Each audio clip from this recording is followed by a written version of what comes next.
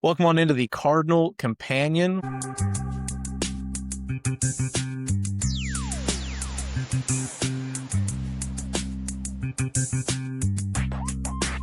We're starting off our baseball content. We got a very fun season coming up ahead with us, and we have a very special guest on the program. I'm joined, of course, by our great co-hosts, as always, Brad and James, and with Aaron Flaker of Louisville Baseball. Aaron, how are you doing this evening?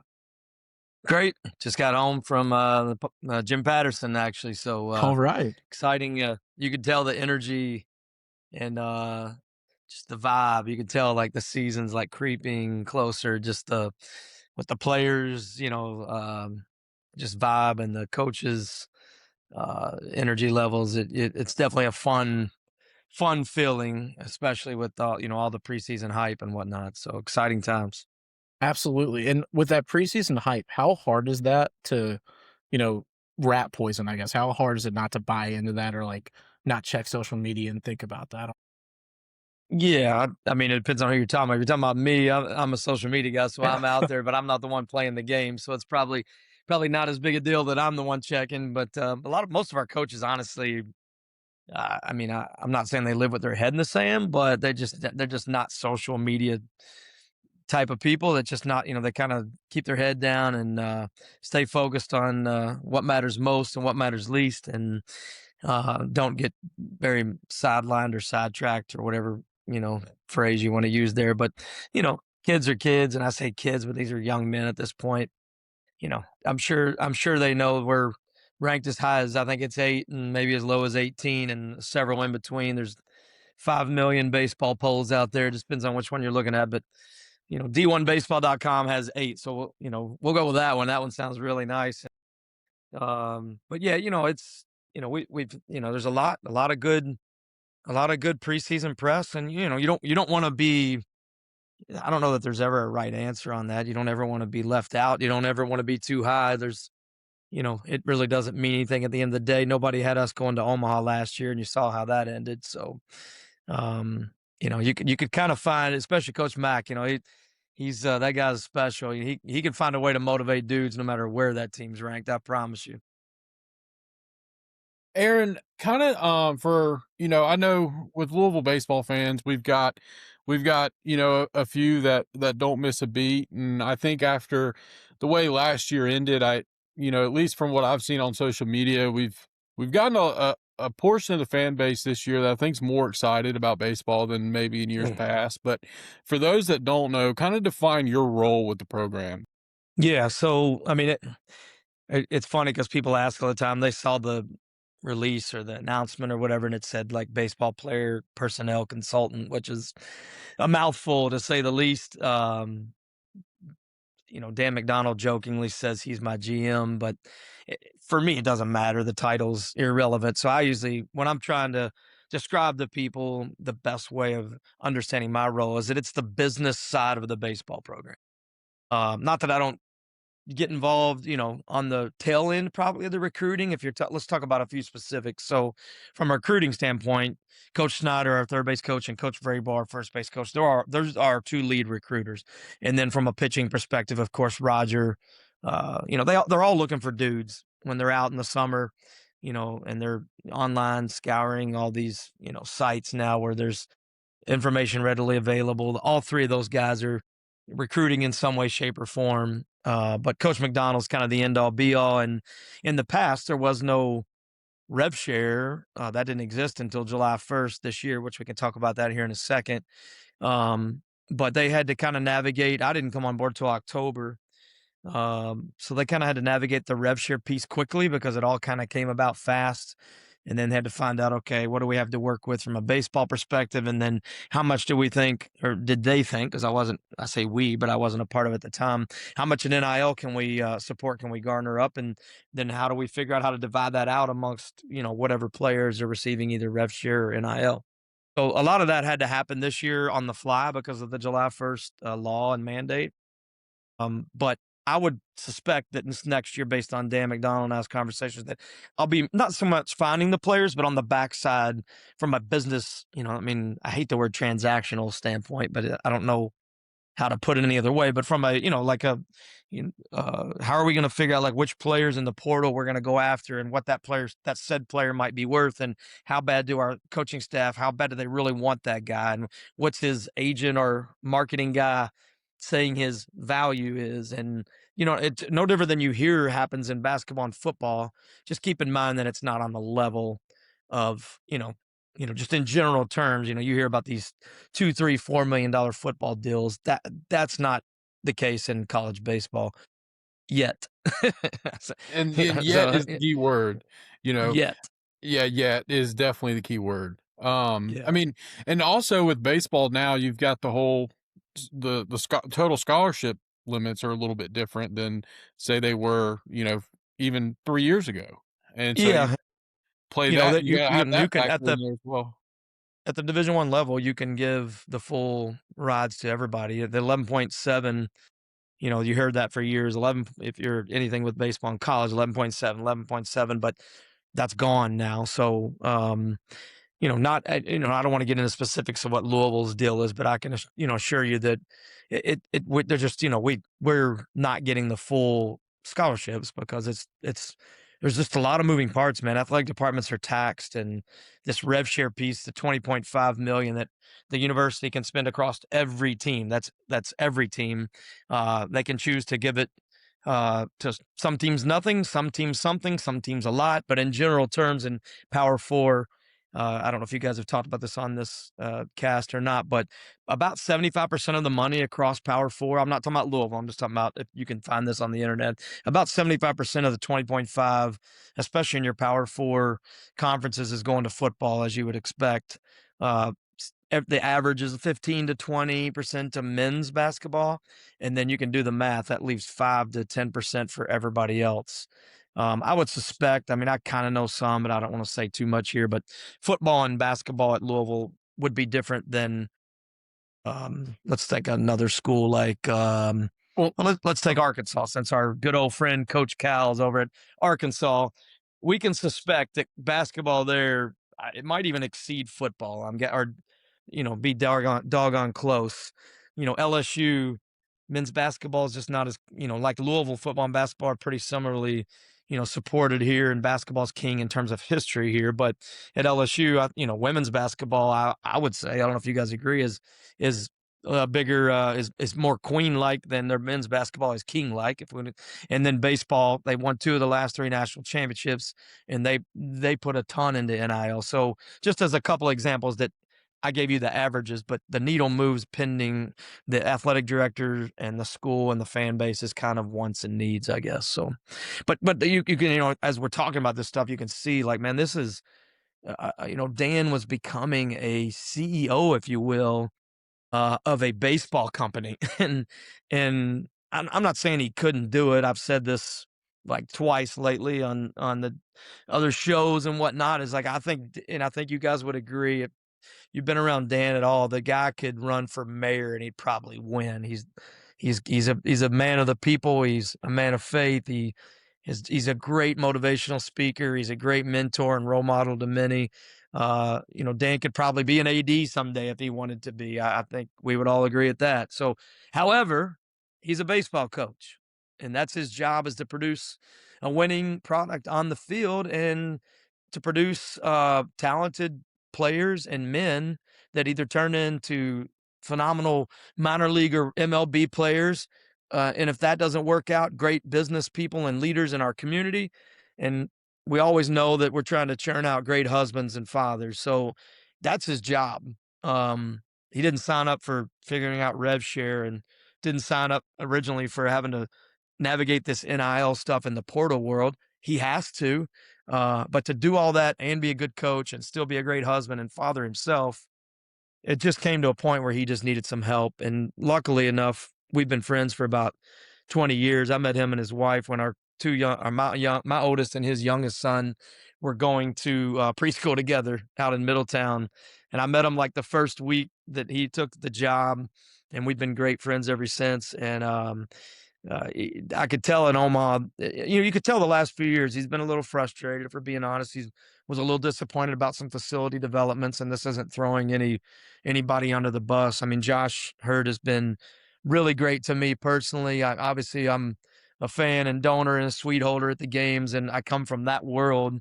Now, I've got a baseball background, played a little college baseball, and coached baseball for about 30 years. And with Dan and my friendship, it made great sense that I could help him on the business side because that's kind of my thing. So, but Josh has been supportive. He's been super supportive of this role and embracing it and trying to figure out a creative way to get me involved. And then I just had to get the wife on the same page. And of course, my two sons are like, "Dad, you got to do this. This has got your name written all over it." And I'm really just blessed and humbled to just be able to help. Man, this is people are like, "How do you like your new job?" I'm like, "This ain't a job. This is like a passion play for me at this point. I'm just I'm lucky enough to be a part of something every day that makes me want to get out of bed. And I've been go cards my whole life and got 2 degrees from there. And my wife has a degree from there. My mom used to work on campus in the College of Education. So you don't have to teach me to bleed red. And as you guys know, I've been doing that a long time.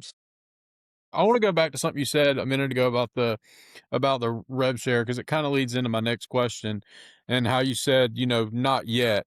Well, I know you've been on the job for a very short time, but kind of looking at the ACC particularly here, where do you in your mind kind of see the conference in the next 5 years in terms of baseball rev share and that kind of thing?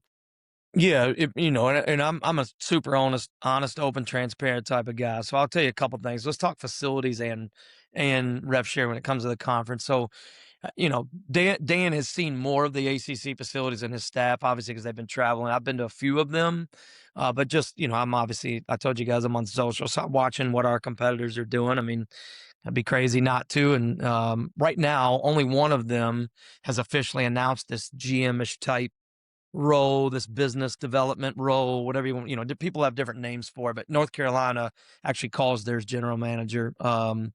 And ironically, I've crossed paths and worked with the guy on some things with USA Baseball in the past. And he coached at UNC, and he went to USA Baseball, went back to UNC. But so they've definitely vested in this business mentality and mindset.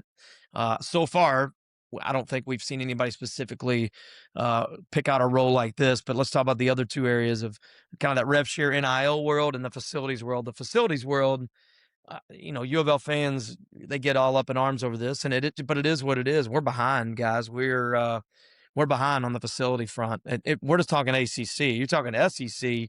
We're really behind, and that's not, again, a knock on any administration or any person or anything like that, but it's just where it is.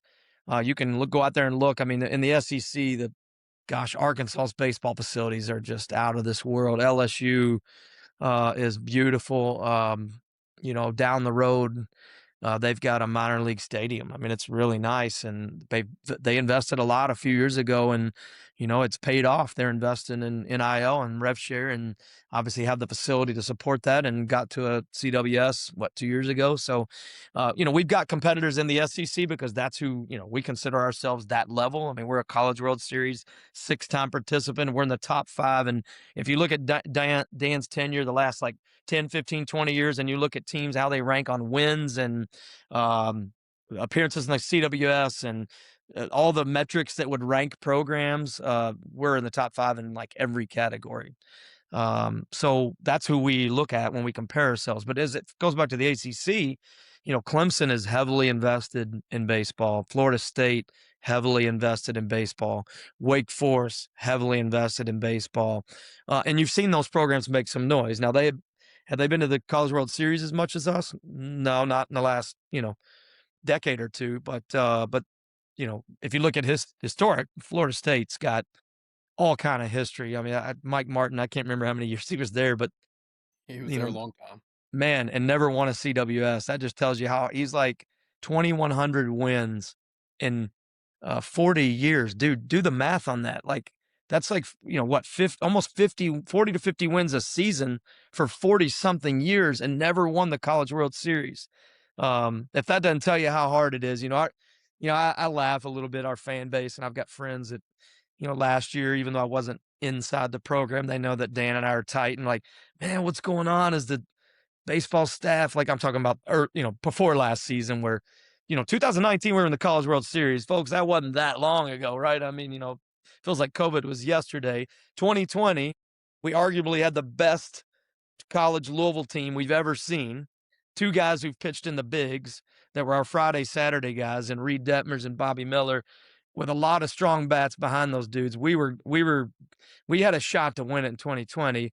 And then 21, I can't remember specifically what happened there, but 22 and 3, 4, those were tough years. There was a couple tough years there where we didn't make the tournament, and people started years ago when Dan first got here, not that nobody cared about baseball, but nobody was like freaking out when we didn't make something, or maybe we didn't make the College World Series. We got to the regionals and home run beat us here or there, like the Fullerton year. Or, I think it was UC Santa Barbara with a freshman hits the granny, and it was like, oh my gosh, I can't believe that just happened. But there was a few years, there hadn't been many years where we didn't make it, and that started happening a little bit. And I think the staff got humbled and hungry a little bit again, and realized that, hey, the portal's a new era. We got to adapt quicker, and the guys made the changes. And here we are with rev share. We've got to adapt and change again. And I think that's kind of why I'm here, to help us just continue to adapt from this business mentality, because I don't know how to say it any other way. It's always kind of been a business, but it is a full-on business right now. And you're asking how we're stacking up, and I'm just kind of giving you the landscape. And how will that trickle down to NIL and rev share? Is everybody given the same in rev share across the ACC? Nope. Are we at the top? Probably not, based on what I've heard. I've done a little research and backdooring. We're definitely not at the top, but can we we're not going to just sit here and cry and moan about it, because what we do have in our control is NIL. So there's no cap on NIL. I assume you guys know that. Rev share is 20.5 across all your programs. You can't go $1 over. NIL, football can do what they want. I think that's why we still see Jeff Brom, as our football coach right now, because somebody stepped up and said, your NIL is going to be there, man. We got you. Basketball, there's no, cap. Baseball, there's no cap yet. We keep coming back to the yet, because remember, this landscape changed. I mean, think about how many times it's changed in the last 5 years. It's going to change again. But I think with me being around with Dan, we're going to play by the rules. Everybody here knows that. There ain't no chance that Coach McDonough and this staff or myself is going to do anything that's unethical or illegal, like not reporting NIL. You hear about that in football.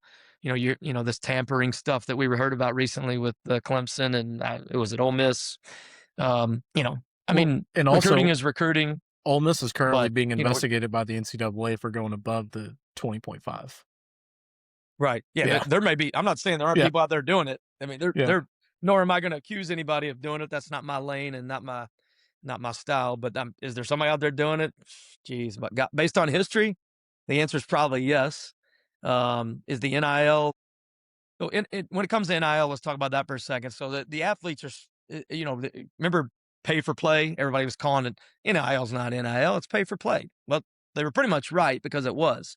Once the CSC, which is the NCAA's third party body that's now managing NIL, they're calling it true NIL, or some people call it real NIL, which is a little bit funny and ironic, because it's saying it wasn't. It's basically, by calling it real NIL, saying it wasn't real before. But now we're going to watch over this. So the CSC manages something called NIL Go. Do you guys know anything about that? So yeah, our athletes, if they get a deal, the only way they can get paid legally is to submit that deal through NIL Go, and then it either gets approved, sent back with comments, meaning you got to make changes, and then we'll approve it potentially, or it gets denied. Our guys are doing great so far, and we've put some new opportunities in front of them in the last few months. I don't know if you heard about the Danny Wimmer Bourbon and Beyond deal with that. That one's a Louisville Baseball deal, and that's like a 10-year deal. So man, that deal was huge for us. So if you support Bourbon and Beyond, please continue. It helps Louisville Baseball. Like, that guy came to the plate, cheeky pun intended there, but he came to the plate big time for us. And we've got several others on board already. We've gotten a lot of buzz and push, and we've got a lot of people trying to figure out how they want to help. There's so many different ways you can help Louisville Baseball, and some people are like, well, I'm not a millionaire. I don't own my own company. I don't like NIL. If you answered every question the way I thought you might answer those, that's okay. We've got the Dugout Club. Or some people are like, I want to help a guy that's not on full scholarship, because I don't think any Louisville baseball player should leave campus with debt. Perfect. We've got an NIL collective set up now, and that's maybe something I should talk about. You've got 502 Circle. That's going to be predominantly basketball, men's basketball, and football. But we've set up a separate marketing collective for baseball. So if somebody has, a passion to help somebody that's a little short on the scholarship side, because that is a case for some of our guys, then we have a way to help that. So we can kind of circumvent, and we can't do it with scholarship because whatever they give us is what they give us. But we can help them on the NIL front, and then they go do a deliverable, submit it through NIL Go, and then we can help that said athlete, whoever it may be. Some people like to get involved in picking them. Some people are like, you know what, you and Coach McDonald, you guys figure it out. Here, I'd like to help. And Dugout Club starts at 150 and it goes up to 10 grand. All of that stuff goes to help us improve facilities. Right now, we're working on improving the Hack Shack renovation is what we're talking about right now, and trying to get, our strength and conditioning room got updated about a year and a half ago, and our locker room got updated about a season and a half, 2 seasons ago. So those look the part, man. They look like, when you're asking how do we stack up against the ACC, I'm seeing what they're posting about their areas of, maybe it's their indoor hitting, which we call our Hack Shack, or maybe it's the locker room vibe or the players lounge, or we're updating this doesn't affect everybody directly, but it's a good thing because it'll trickle down to help the guys. There's 2 suites up on the press box level up there. And if you're out in the stands and you kind of glance up, you're going to see those are going to be really, really nice and kind of look more like the Yum Center suites and more like what you would see like at the football suites, at L&N Stadium. So ours, the stadium was built 20 years ago and it just hadn't been a priority. And that was one of the things I wanted to change immediately, because one of my jobs is to bring people closer to the program. And obviously I would love to have you guys out at some point this season and, get you up there and, kind of give you that cool, bird's eye view of the stadium, whether it's media guys, potential sponsors and partners, dignitaries, maybe it's the chief of police or the mayor, or, people that can, what we're looking for is we're trying to connect the dots with this community one dot at a time. We're Louisville Baseball. We've been really successful. We don't need, it would be awesome if we had $1, $2, $7 million donors. We realize our place in the hierarchy, and we're okay where we're at because we're a blue collar program, and we just need people like yourselves, some of the other media people around town, some of these great, sponsors. I'll throw a couple out. Is it okay to throw a couple of people who've been helping us out on here? Please do. Please. Okay. Century Entertainment, man. John Pointer, Century Entertainment. They have been awesome in helping me get those suites renovated. I mean, that's the business he's in: TVs, countertops, cabinets, furniture. And we needed all that stuff. And he's been super supportive in helping us out. And he realizes this is going to trickle back to our athletes. So people have businesses. I've got Tony Wagner played baseball at Louisville.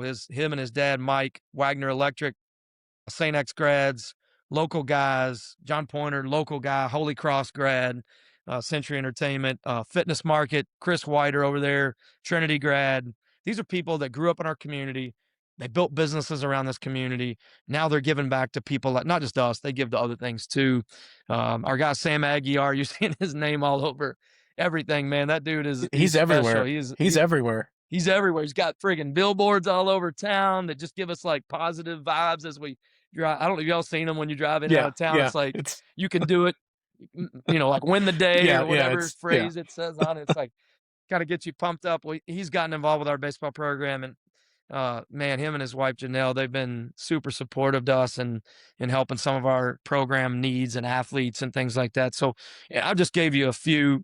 There's going to be more. We've got several in the works right now, and a lot of our players are really benefiting from the support of these people. But again, you don't have to be a millionaire to help us out. You get season tickets. If you about half of our home games are free. So just come out, support the team. That's one simple thing we can do, is support the team. Now, as I drove home tonight from the stadium in the snow, that they just dug out all the snow on the bleachers today and yesterday, got it all clear. We're driving out and like there's like another inch on the ground. I'm like, oh man, is this baseball season ever going to get here or not? But we have a home game next Friday. We're days away from a season. We have 18 of the first 21 right here in Louisville, Kentucky. So you got plenty. We'll get some good weather days. I've been to enough games early in the season that you all, or y'all grow up in Louisville, like it can be, 30 degrees one day and it's going to be 70 and sunny Well, 24 hours I later. mean, So. I've been to Louisville baseball games in the snow.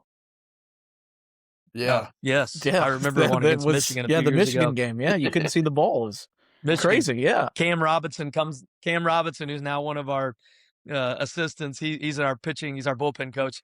I remember I was at the game and I saw it. I was like, man, I don't know. I might have to get on the road. So I got on the road, headed home. But I've got it on my. I probably shouldn't be saying this, but put it up like we all do on our watch ESPN app. And I was yeah, it started ripping snow, and Cam Robinson, you couldn't even see the ball go from his hand to the plate. It was crazy. So, but a lot of good things happening at Louisville baseball, and just can't say enough how excited I am to be a part of it and just help tell our story. Like thank you guys for having me on. Like we just want to tell our story to more people. Like I know everybody gets giddy over PK and the basketball team and the turnaround he's created and the revival.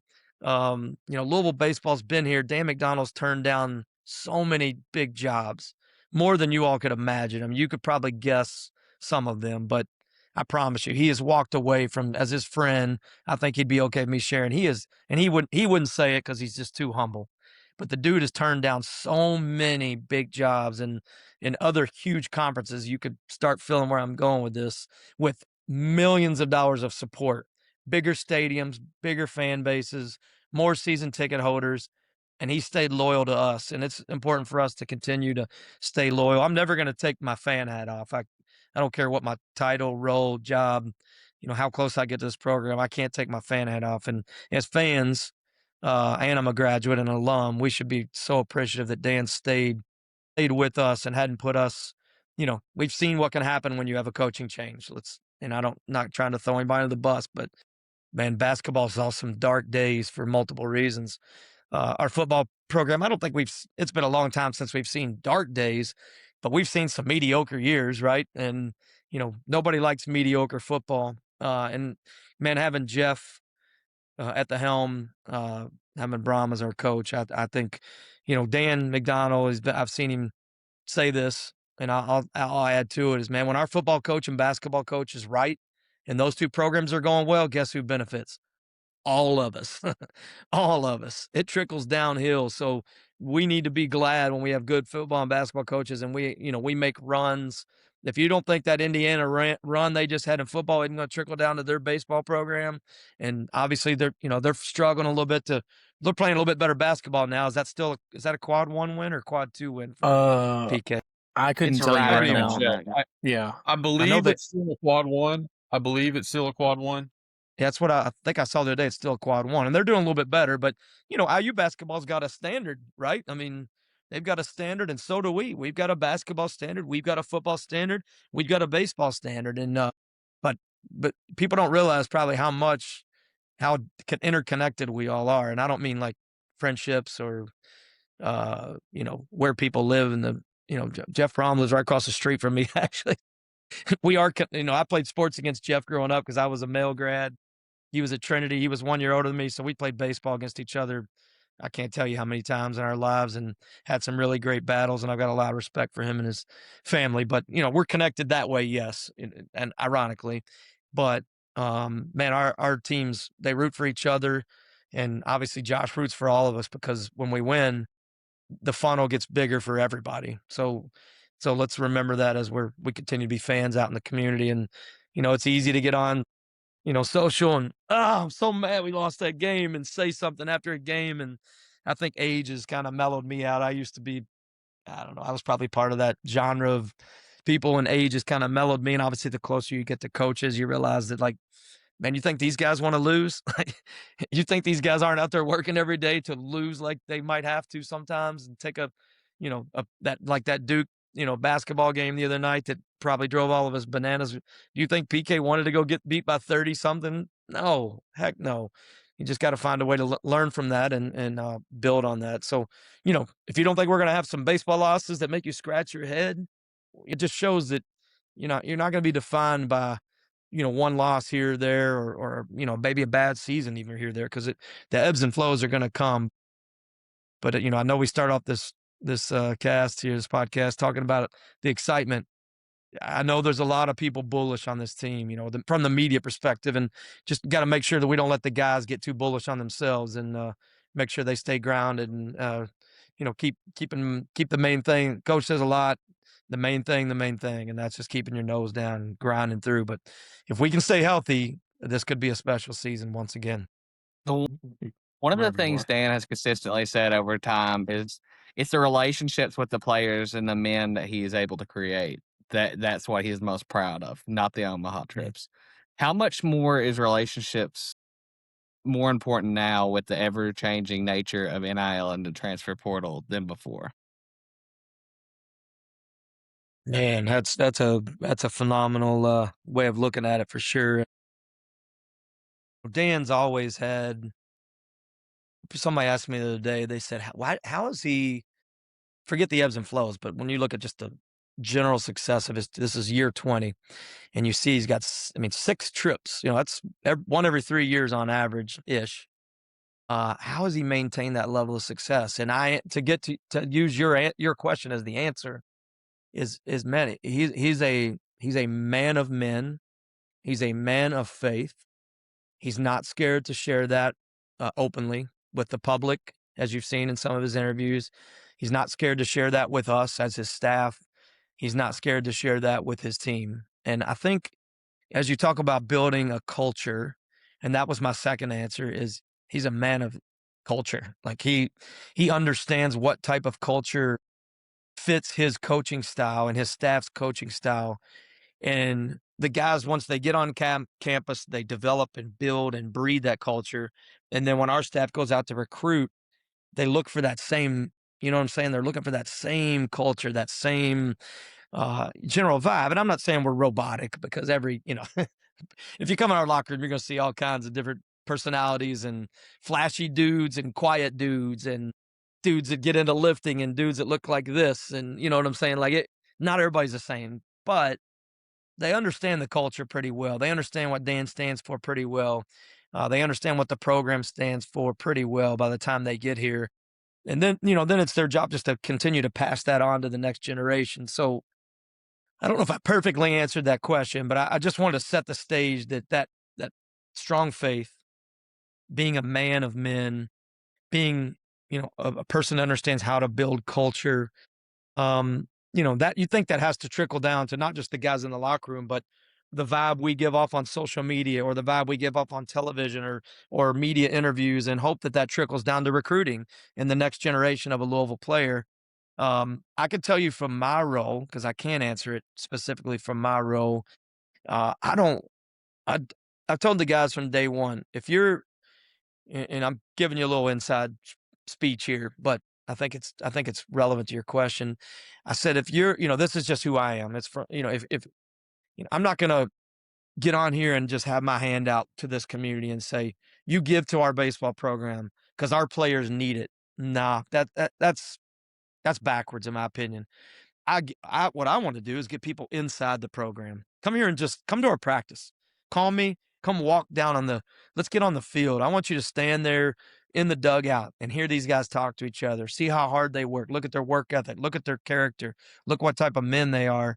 And I think it takes care of itself. And I told the guys that if you're here and think that I'm here to wave a magic wand of money and NIL, sprinkle the dust on top of you, that's not what I'm here for. I'm here to build and help coach continue to sustain what this staff has built. And the way we're going to do that is show the community how much we care about the community outside of baseball, how much we appreciate whatever that amount of scholarship we get, and not complain that some other guy at some other schools getting more money than me, or getting more gear than me, or getting this NIL deal that I don't have. We're not going to complain, but we're going to get to work, and we just show what type of people we are, and get people a little closer to us. My belief is it takes care of itself and it'll solve itself. Now, in the interim, we've got some needs. We got to, I'm out there hustling right now because we're trying to close some gaps to get through the rest of this season, try to get some of these facilities upgraded in a quicker format, because I want this team this year. This is my first team. Dan's first team was 20 years ago, and I want to make an impact on this year. I don't want to wait. I mean, it takes a long time to build, donor support. You'll talk to people that are in fundraising, man. It's a grind. I don't look at my role as a fundraiser. Is it my job to do that? Absolutely. That's if you ask Josh and his staff and Dan what their expectation level is that in due time that I'm going to bring some more support financial to the program so that we can continue to build and when I say build, I mean build, like structurally build, renovate, add to, enhance, improve. But I want these guys to also understand that life's not like that. People aren't just going to come sprinkle that magic NIL dust on you when you get a job someday. You're not going to get that magic raise just because your name is Joe Smith. I just picked a random name because I didn't want to pick one of our players, but because then it would sound like I'm picking on them. But you understand what I'm saying. Like I told the guys that from day one, like, if you want a guy to hustle for you, I'm your guy, but you're going to hustle with me. When I bring people around, we're going to treat those people with respect like they already do because the coaching staff's already put that into them. We're going to make sure we're going to bring them in tight. We're going to show them the inner, how we really are behind the curtain to make sure they know that this isn't just some fake facade or curtain of Louisville baseball and they're great in baseball, but man, we want them to say the same thing about what type of men we have. And so far that method's worked really well. I'm only 3 months deep. But as soon as we get the luxury suites up there and I can entertain more people and it doesn't have to be in the suite, we can be just staying on the sideline and just outside the gates or right at the end of the dugout and see some of the same things this season. So I can't wait to do that because you could tell I'm a high energy guy. So I like to talk to people. I like for people to see what we're doing. I like to be involved in positive things. So, it's just a matter of bringing people in, and hopefully that answers your question now of kind of how our program sees itself continuing to navigate that NIL world. So I just have a little question, kind of like the business of baseball in the current landscape, which is, like you said, ever evolving. We're currently seeing a lot right now in collegiate basketball, players trying to push those eligibility limits with their farm system. Now, obviously, baseball's farm system is a completely different beast and much more robust than any other league in America, in my opinion. But do you ever think we'll get to the point where we see like farm guys or even like international league guys trying to come back to college for additional years of eligibility?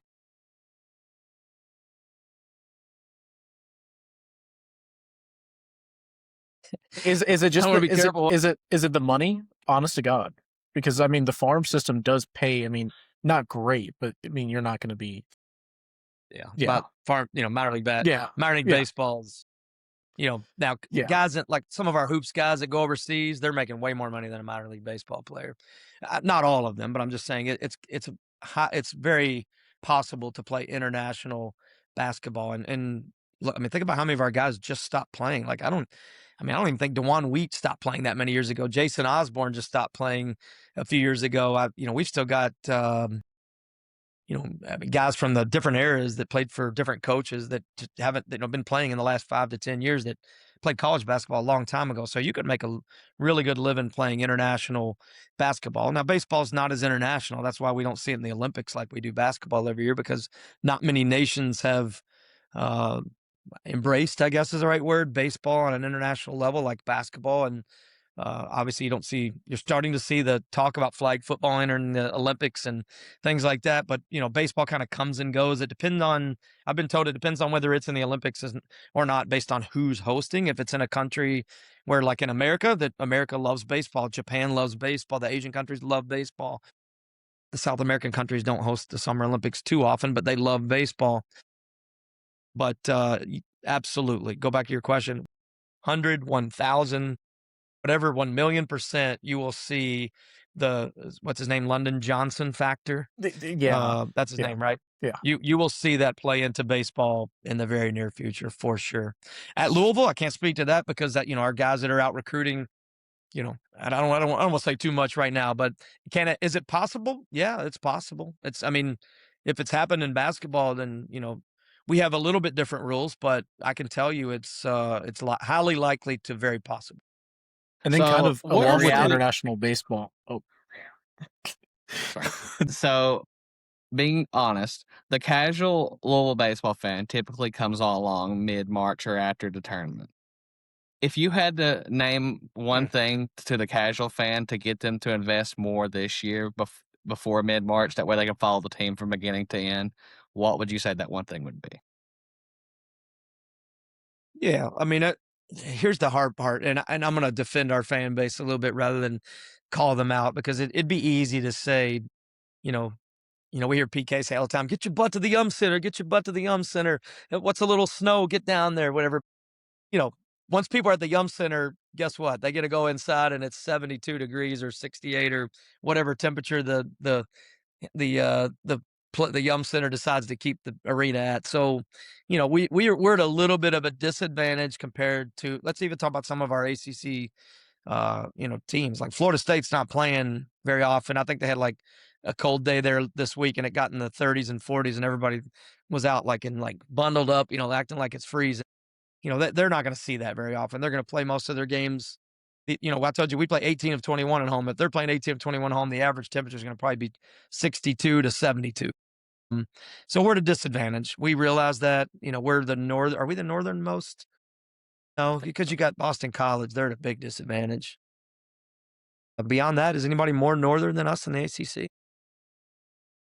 I don't know about the Carolina schools. I don't know how maybe technically Virginia, maybe. But yeah, I I mean, like guess a Virginia, technicality, Virginia. But you can see of the other programs in the conference, we definitely are going to have the coldest, some of the coldest weather. But I'm saying I understands what I'm saying. Like if people aren't there and it's 32 degrees, you and I were at that snow game. I was there for a while, and even I left at some point because I think it was a doubleheader that day, wasn't it? It was. I think that was game 2. Yeah, it was game two of a doubleheader. Yep. And I'd already been there, I think, for hours, and I just finally was like, "All right, this is crazy. I got to get out of here." So, I'm not going to sit here and shame anybody for not coming to some of these early games where it's 30 something or 40 something degrees.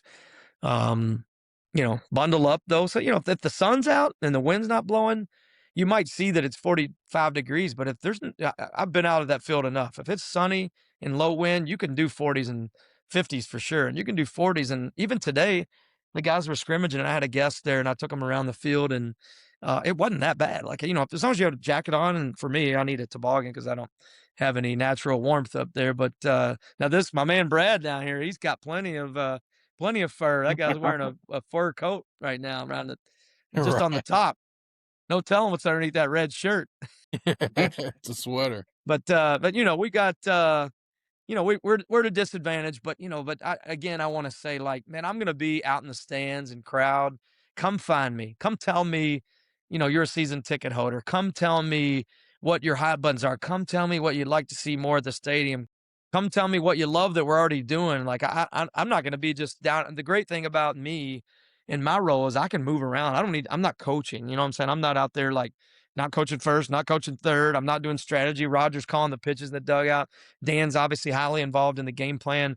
I'm going to have the beautiful ability to move around the stadium and interact with our fan base. So my challenge, James, would be to tell fans to get out there and come find me. Tell me what you like. Like, stop me, tell me your name. Tell me how many games you come to a year. Tell me why you come. Tell me why you don't come. And but I obviously I definitely can't change the weather. That's the one I can't change. But I think with the future, what it holds is with having, me in this role is, man, we can listen a lot better too.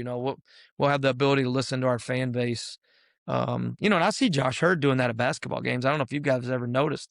The guy moves through the stands. I mean, he'll stop and talk to people that say hello. I'm sure he's asked people like, tell me, give me some feedback. And, him and his staff are very, very, just, like trying to understand, like, all right, what's working for us at football. We've got the new, the Rose family are good friends of mine, by the way. They donated the big gift to do the lighting package. Is that what you call it? The upgraded lighting.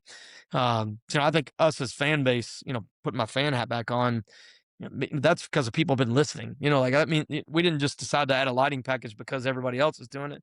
I think that's listening to your fan base. And people have complained about the sound system for years, and we've had, that's one that I, as a fan of Jim Patterson, I think we got to do a little bit better on the sound system there, and that's on my agenda.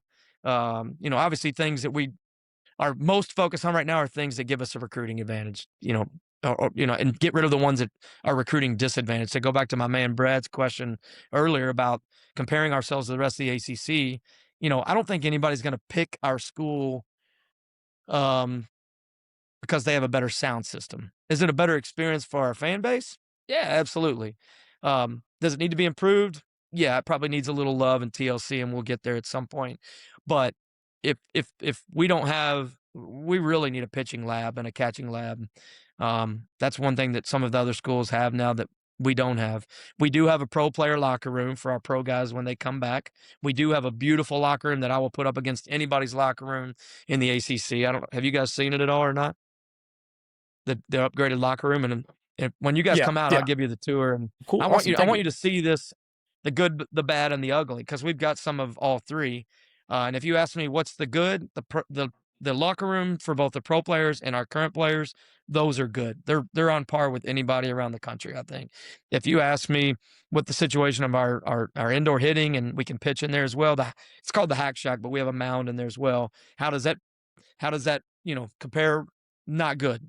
That's part of the ugly, and I'm trying to get that fixed this year.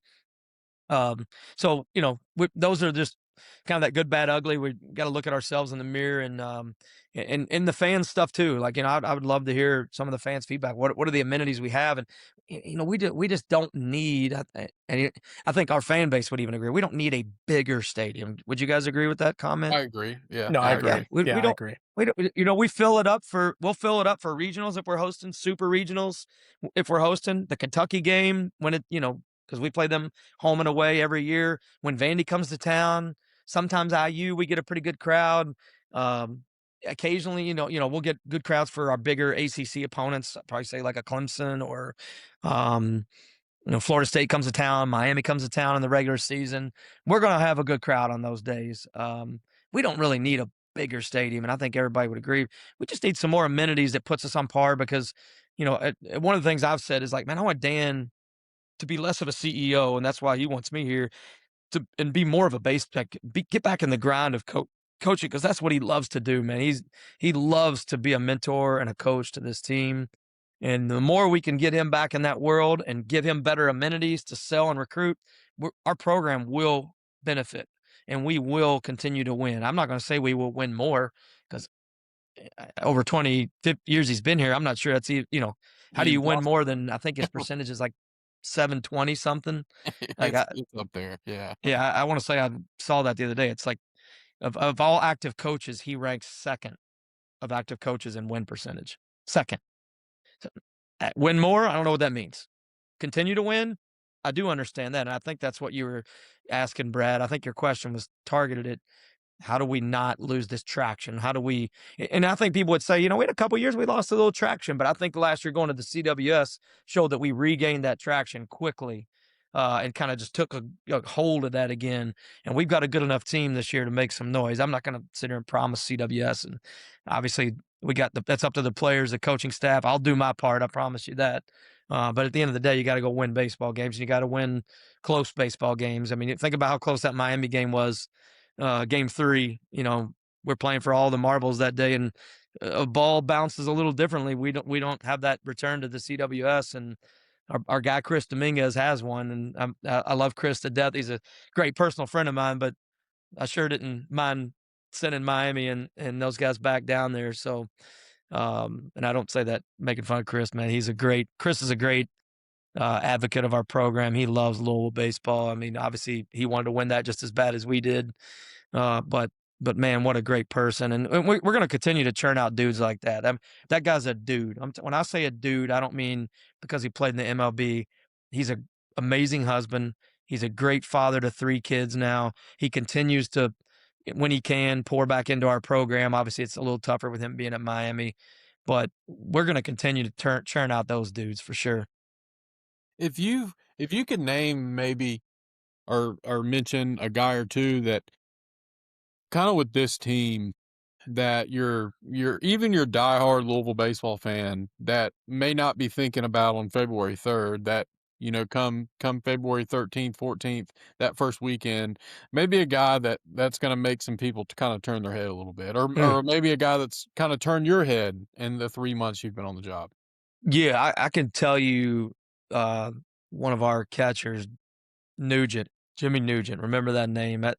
This guy, he's a JUCO. I can't remember what JUCO he played at, to be honest, because I just finally dug in on last year's team through the CWS and finally got up to par. And then, a bunch of those go away and here comes a new crop. But he's a JUCO guy. He's got a frame. Wait till you see this guy step to the plate. I was out there today during the scrimmage and he came up to the plate, man. He is a physical specimen I'm talking about. So that might be a name. I'm kind of giving you some off the radar stuff. Zion Rose is an on the radar name. Zion Rose is a specimen. That dude is a pro already. He's a definite knock on wood. I don't have any, so we'll knock on this nugget here. But that guy is a future MLBer in every kind of way. Now, can I predict how quickly or how long, and can he stay healthy? There's so many things that affect somebody being a true pro, like a Will Smith that's now going to have a super long MLB career. That guy's never going back down. He will retire a legend. And I'm not talking about a legend kid from Louisville or a legend Louisville baseball player. I'm talking a future Hall of Famer. I mean, he's got, does he have three World Series rings already, right? 3, yep. He's on USA Baseball, I believe, for the second time. And he's, I don't know how many All-Star appearances. Like, the guy's a future Hall of Famer, and I'm not saying that about Zion necessarily, but Zion's a pro. He goes about his day like a pro. He's going to be a pro, and I know that's more of an on-the-radar version. But if we're staying off the radar, let's go back to last year, man. How about the year Jake Schwitzer had, our local Trinity kid? We love to give our local guys love. We talked, about Will Smith already, and Jake Schwitzer. I coached at St. X for 3 years, so I had the being on the opposite side of the coin, obviously with the whole St. X Trinity rivalry, and the guy was always a great athlete, but man, was I impressed with how he finished last season. Let's keep in mind, he didn't make the travel roster when we started the season in Dallas. He didn't make the travel roster for that first series. Remember we went down and beat Texas. Then we got beat by Okie State, I think. And then we beat Arizona, right? He wasn't there. And that just shows how there might be somebody, obviously he was not necessarily off the radar completely, but he wasn't high on the radar for the coaching staff at that point. And then he finishes the year in Omaha on the bump multiple times. I mean, he had some major appearances in the regionals down at Vandy, as well as against Miami here in Supers, and then in CWS in Omaha. Man, and yeah, you got to hope, he continues on that same trajectory that he finished the season last year, but obviously a huge impact. So, a name that you're going to hear probably a lot about is going to be a guy named Jake Bean. Transfer from the MAC conference, portal guy. I think we've got 5 portal guys this year. So you won't see us with as many as football or basketball probably, but that could change in the future. But I think it's just another kind of feather in Dan's cap of keeping the roster intact, and keeping guys in the program that are, they love the development curve, like seeing that player go through the ebbs and flows and finishing up here that started down here, and they love to develop guys. This staff is super big into developing guys, and I know the world has changed, but I don't think they're ever going to stop loving developing guys. But every once in a while, you got to just, we needed a shot in the arm losing Bivin and Forbes. So we needed the arm, shot in the arm, no pun intended. So we bring in, Jake Bean from the MAC, and I think you're going to see a special pitcher in this guy. Man, freshman Kade Elim, Corbin, Kentucky. I coached against him, so I can talk about this one because I coached travel ball for about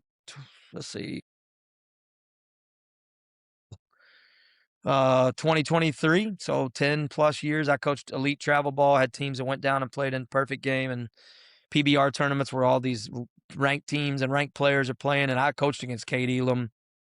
He played shortstop for a team out of Lexington. He's from Corbin, Kentucky. He was the quarterback on the football team in high school and probably could have played college football.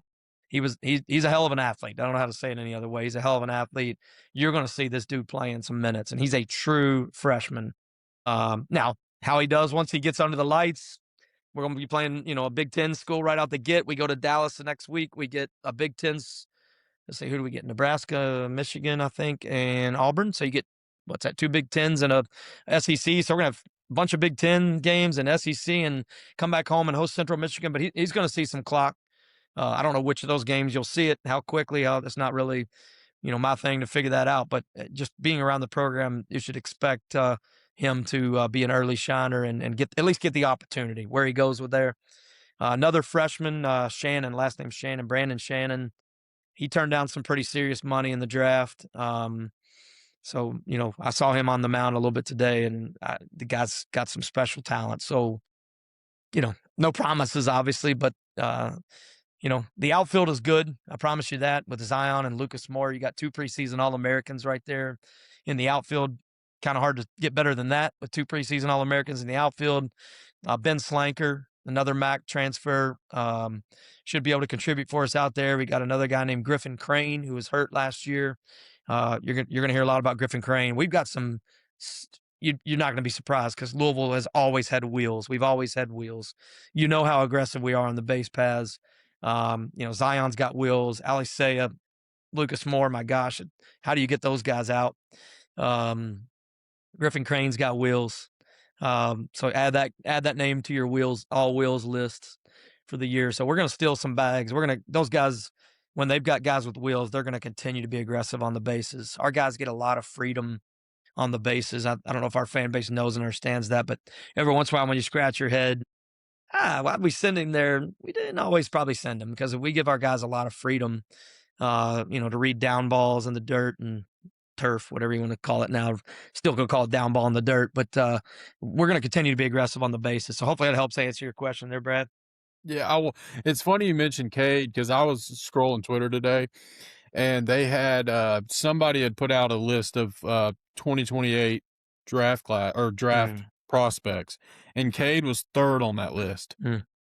In the country, you're talking about? Yeah. For a freshman this year, guys that are 2028 draft eligible, he was 3rd on the list. So yeah, one other guy I should probably point out that I haven't said anything about yet, man, Teg Davis. I definitely can't leave my guy Teg out. He's a big old country boy. He wears boots around the facility and jeans and big belt buckles. He showed up to the leadoff dinner. I don't know if any of you guys were there, but he showed up to the leadoff dinner in this big old Tex George Strait looking cowboy hat, and he's just a good old country boy. I mean, his dad, Ben Davis, played in the MLB, so got good bloodlines. When you think of like horse racing, bloodlines mean something, and not always, but it doesn't hurt when you can know that your dad played in the MLB and you got a scholarship to play at Louisville and you've already played in the College World Series, and he's in some of the preseason All-American hype. He's one of them had Zion, Lucas, and Teg as preseason All-Americans, different team levels, but Teg could pitch too. I don't know if y'all remember, but he's actually a two-way guy. We didn't see him pitch so much late in the year last year because remember when Matt Klein got hurt, it kind of affected our ability to have another first baseman so that when we pushed Teg to the mound. But this year we got another guy that can do that. So you'll see his number 16. We'll leave it at that. But his Caden Shonley, I'll just go ahead and tell you he is I think Shonley's the way to say it. It's like Shanley. But he's special, and he can play some first base if we decide to move Teg to the mound. Lefty swinger, got a good bat. And so Teg, I think you'll see Teg, at least I would be shocked if you didn't see Teg on the mound again. Speaking of the mound, James you bring and back speaking of the mound, you bring guys like Ethan Eberle back, White's back, Peter Michael's back. This is the deepest. Me and Brad's been saying this for months. This might be the deepest pitching room you've had in terms of quality. Like you have a set 3 weekend lineup, and you have kind of that midweek guy that we didn't have last year, where it's more of a rotating door bullpen weekend. I think this year you have the guys that you can have a guy that for the Wednesday game. Yeah, I think it came out the other day that Dan was doing an interview, and I don't know if y'all seen that on Twitter or X, whatever. But Dan was pretty bullish on the pitching staff. I mean, and that says a lot. I think it goes exactly to what you're saying. Is I don't know that is there a definite first round guy in there? I don't. None of us can predict that necessarily. We thought Forbes was probably that last year, and that proved to be a true statement that Forbes was that guy. So I'm not saying we don't have another Patrick Forbes. Maybe we do, but I'm more excited about the depth and the amount of depth and the quality of depth that I don't know that we've seen here in a long time. You're right. That's a very good way of looking at our seasons. So, Aaron, I'm going to ask you one last question before we wrap this up real quick. I always like to ask our guests like one just completely off-topic question, so I apologize. This is the one for you. I see the Team USA jersey. Do you think Puerto Rico is going to actually play in the World Baseball Classic? Because I know there's been a lot of controversy recently about insurance. Yeah, I definitely don't know if I'm capable of answering that one. I mean, obviously, I love the World Baseball Classic. I think that thing's got some special. There's something. It's kind of gaining. Y'all feel me? I don't know what Yeah, it is, no, but it I really is. enjoyed. Like that last time, was it Trout versus Shohei? Yeah, Yeah. yeah.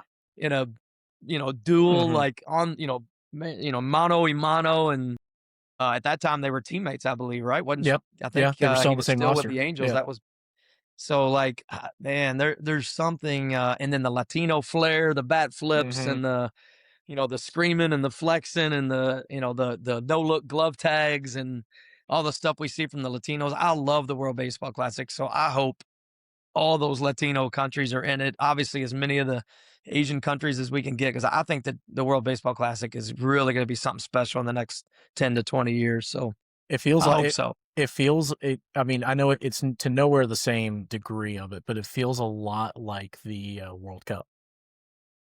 Yeah. Yeah. It feels Yeah. I I'm like not mean, a big soccer guy yeah. by any means, so I'm not going to proclaim to be that. But for my friends that are soccer dudes, they love the World Cup, and especially some of my international friends. I mean, them and their friend groups, they live and die by this stuff. Like Mhm. it's like life and death, kind of like Louisville basketball is to a kid who grew up, in the south end of Louisville, dribbling a basketball every chance I could because I just couldn't wait for the next Louisville basketball game and to get out to Freedom Hall. And my parents had season tickets. So the way I feel about that, yeah, I think that a lot of most of the world feels about soccer, but man, for those of us that love baseball, how can you not get giddy about the World Baseball Classic?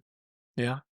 But Aaron, again, thank you so much for coming on the show. One more time, how can the average fan really support UofL baseball? Yeah, I think just help me find a way to get you involved. It can be as simple as just be a fan in the stands, getting some of the gear. We haven't talked about this yet, but we introduced a new baseball Louis. I know it's gotten a little bit of flack on Twitter about the prices and all that, but keep in mind that was about garnering donations for NIL, but trying to help quickly bridge the gap get us through this 2026 baseball season from an NIL perspective.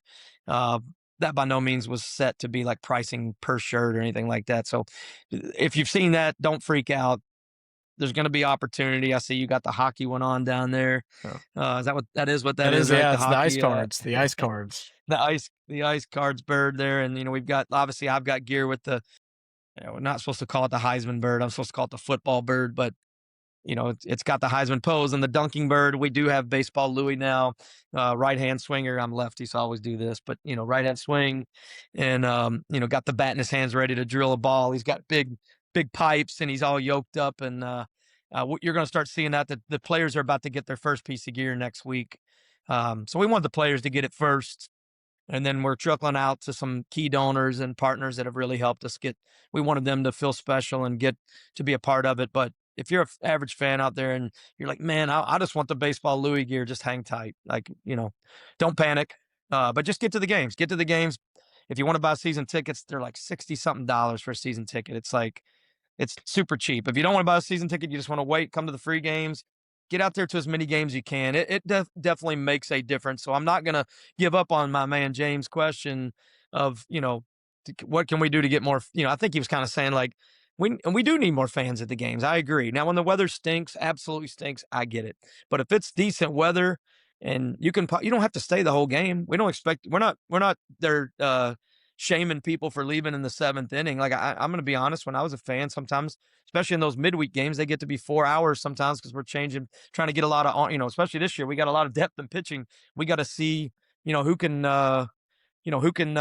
play at the level we need them to play at. So, you know, but you don't have to stay the whole game. Get out and take in a few innings. Your kids got a baseball game in the afternoon or whatever. You got family picnic or plans, whatever. Just come watch a few innings and get out there and be loud when you're there. Stomp your feet on the metal bleachers because that makes a lot of noise. And obviously they play great music in the stands, and we love the walk up songs. And I've already got. I can't wait to see if some of our guys that were on last year's College World Series team, if they changed their walk up song or not. I hope some of them didn't, because like Lucas Moore's song is phenomenal. Like I hope he didn't change it. So. But yeah, get out there and support us. And if you see me out there, introduce yourself. Let's get you more involved. You don't have to be a millionaire to be involved with Louisville baseball. You can join the Dugout Club, like I said, for $150. It's LouisvilleDugoutClub.com. The NIL path, if that's something you're passionate about, you don't have to give thousands and thousands of dollars. You can give hundreds and still help us. We've got that marketing collective set up so that any level donor can help us with NIL if that's your passion. If you want to help with facilities, that's your passion. Help us out. Just get a hold of me, Aaron at GoCards.com. Ron, like you know in the video, Ron at GoCards.com. Hit me up, send me an email. I'm glad to help out in any way. Well, awesome. Well, again, Aaron, thank you so much to the viewership as always. Thank you guys. If you know a big Louisville baseball fan, send this to them. And if you have the means to get out to the stadium, get out to the stadium. Maybe if you can give a little, do whatever you can. But Aaron, again, thank you so much. We will catch you guys later. Yeah, Josh, appreciate it. Go Brad, Cards. James, thank you guys. It's been an Thank honor. you. Super excited to be in this position. Got to end with a little Go Cards. Go Go Cards, Cards. guys. 10 Thank you all so days. much. 10 days. 10 days. Big 10 days. 10 days. Let's go.